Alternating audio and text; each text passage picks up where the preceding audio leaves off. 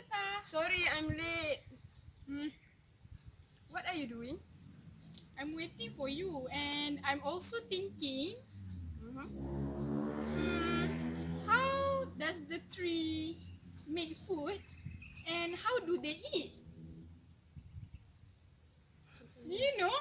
Of course I know. It's called photosynthesis.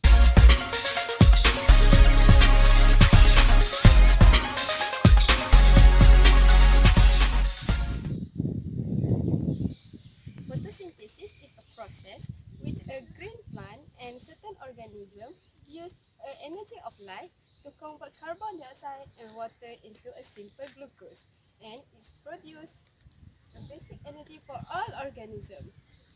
An extremely product of photosynthesis is oxygen, which is all organisms depends on it. The chloroplast has an inner and outer membrane with an empty intermediate space in between.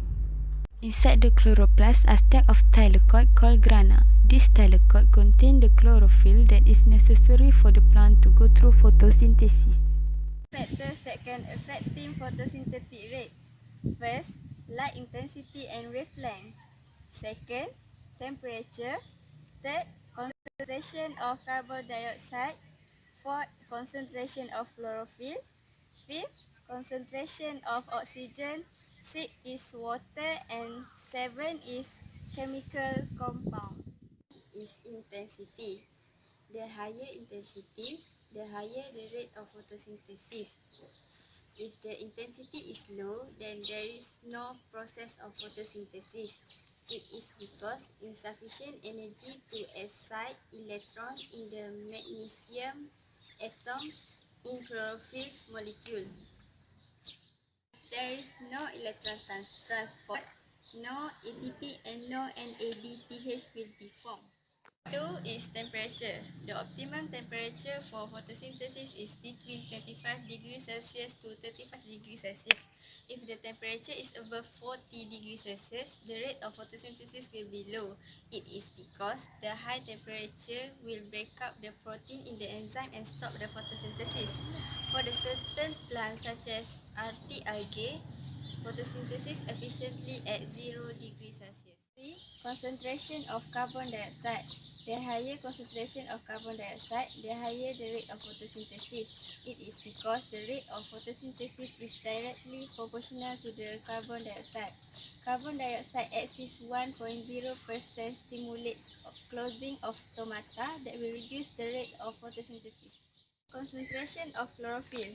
Concentration of chlorophyll can be decreased or increased in the leaf of the plant. If the concentration of chlorophyll is decreased, the color of leaf will be changed from green to yellow. Pigment can be destroyed by very high light intensity. Concentration of oxygen. The higher concentration of oxygen, the lower the rate of photosynthesis. It is because oxygen will be compete with carbon dioxide for the active site of Rudisco. 6 is water availability. The lower water availability, the lower the rate of photosynthesis. Water is required in the light reaction of the photosynthesis. When is chemical compound, for example, cyanide and dichlorophenyl dimethylurea can denatures enzymes that involve in photosynthesis. Sulfur dioxide also can block out the light that needed in photosynthesis because it is a harmful. Hey guys, I would like to tell you about what is herbicide. Herbicide is chemical substance that used to control or manipulate undesirable vegetation, especially weeds. Herbicides are classified into two categories, selective and non-selective. For selective herbicides is used to kill specific unwanted plants while leaving desirable vegetation relatively unharmed. For non-selective herbicides is used to kill all or most plant species. Okay, do you guys want to know how herbicides work in photosynthesis? Okay, let's check out for the next video. Atrazine is one of the most common herbicides that used in agriculture. The atrazine doesn't kill the cone, but it does kill a lot of the common weeds that growing in cone fields. A chosen target of the chloroplast of the plant, which is poisoning something in the chloroplast. The chloroplast is the site of photosynthesis. So, what happens during photosynthesis in a healthy chloroplast? Healthy chloroplast. Here we have the major components involved in photosynthesis: two photosystems that absorb light energy from the sun using chlorophyll, an electron transport chain, and an ATP synthase. Photosystem 2 has this enzyme that can strip electrons away from water, leaving behind waste oxygen. Those electrons are energized by light and passed on to the electron transport chain. The electron transport chain passes the electrons on to photosystem 1, where they are re-energized by light and passed on to the electron carrier NADPH. So those electrons that started on water have now ended up being carried by NADPH. Now, as the electron transport chain is passing electrons, it's also moving protons around. The ATP synthase exploits that buildup of protons to make ATP, the energy carrier molecule in the cell. Now we can use carbon dioxide from the air along with the ATP and NADPH to fuel the Calvin cycle. This cycle uses the energy from ATP to transfer the electrons from NADPH to carbon dioxide, building the molecule glyceraldehyde 3-phosphate, or G3P. That's used as a building block for sugars that will be used by the plant for energy and growth, basically keeping it alive. So what happens with the atrazine? Let's focus on this part of the pathway. Atrazine works by stealing the electrons from photosystem 2. That means photosystem 2 has no electrons to send to the electron transport chain.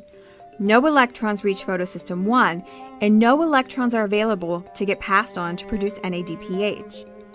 If no electrons are being passed along the electron transport chain, then no protons are getting moved around. Without the buildup of protons, the ATP synthase just isn't able to make ATP. So if we can't make sufficient NADPH or ATP, then we don't have the electrons or the energy needed by the Calvin cycle to make the sugar that's needed for the plant. So, that's how atrazine poisons plants. By targeting the chloroplast and stopping photosynthesis, by poisoning that first piece in the pathway, the whole system shuts down. And that's the premise for how most herbicides work, by targeting the critical components in photosynthesis to shut it down and kill the plant. What can we do instead of using herbicides to kill weeds?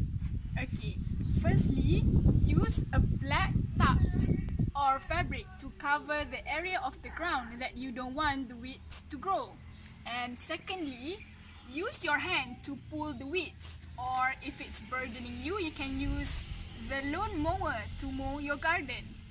Thirdly, use the mix of 5% strong vinegar to kill the weeds. And lastly, keep weeds from getting to seed because it will affect the plant's growth. Next, purchase a predatory insect such as green lacewings to prey on targeted species. Secondly, use crushed eggshells and spread it on the ground beneath the plant to avoid snug, snails and caterpillars. And also, use aromatic herbs such as citronella, catnip, mint and lemongrass to avoid aphid and other garden insects. Use beer, salt, flour or vinegar which are bug deterrents that are not toxic to humans.